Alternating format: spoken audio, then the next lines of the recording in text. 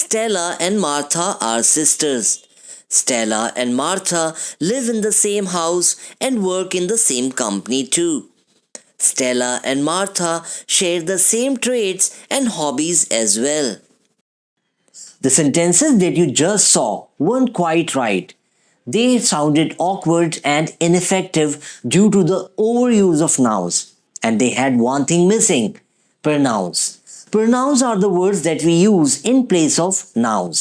So let's see what happens when we use nouns and pronouns judiciously in the given set of sentences that we just saw. Stella and Martha are sisters. They live in the same house and work in the same company too. They share the same traits and hobbies as well.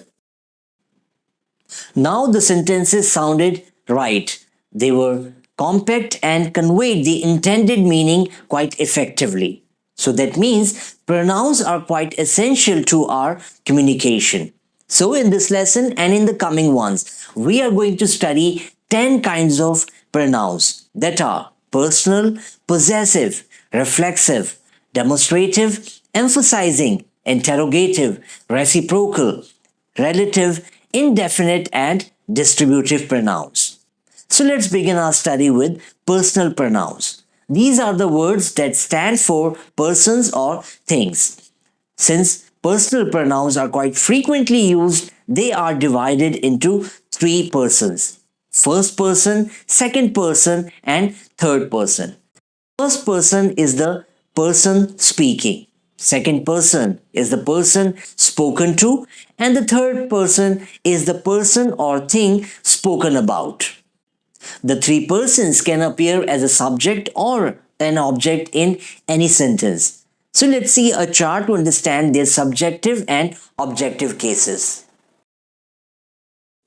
The first person singular in subject case is I and the plural is we. The respective objective cases are me and us. For the second person you, subjective and objective cases remain the same. You also remain the same when used in singular or plural. He, she, and it are the third person singular in subjective case. They is the plural form. Him, her, them, and it are objective cases. Interestingly, pronoun it remains the same in subjective and objective cases. Also, pronoun they can be used for people and things in plural. Let's see some examples to understand this. We have booked a cab. It will take us home. I clearly told you to get the work done. You still didn't follow the instructions. Mark is a kind soul. He helps the poor. I have seen him do a lot of charity. Steve is also like Mark. They both are my friends. I respect them a lot. Have you seen the books? I don't know where I have kept them. Now let's talk about possessive pronouns. These are the pronouns that are used to express possession or ownership.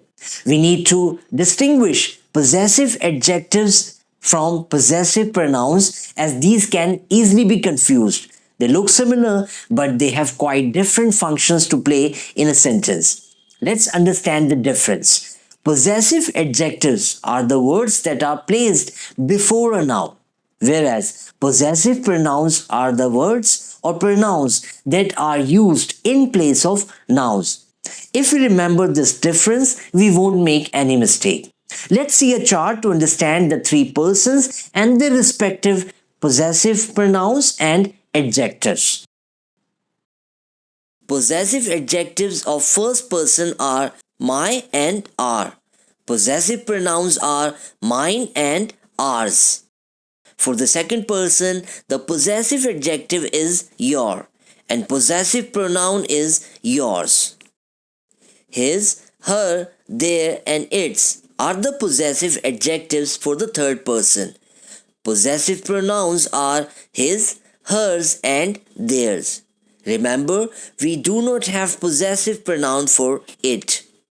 Now let's see some sentences to learn to use possessive adjectives and pronouns correctly.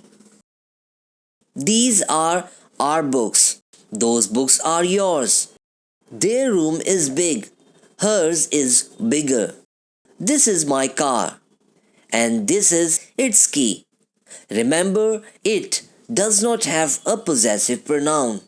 It can only be used as possessive adjective. Avoid framing such sentences shown on your screen. Always remember, possessive pronouns are ours, yours, theirs, and hers. They are not without s.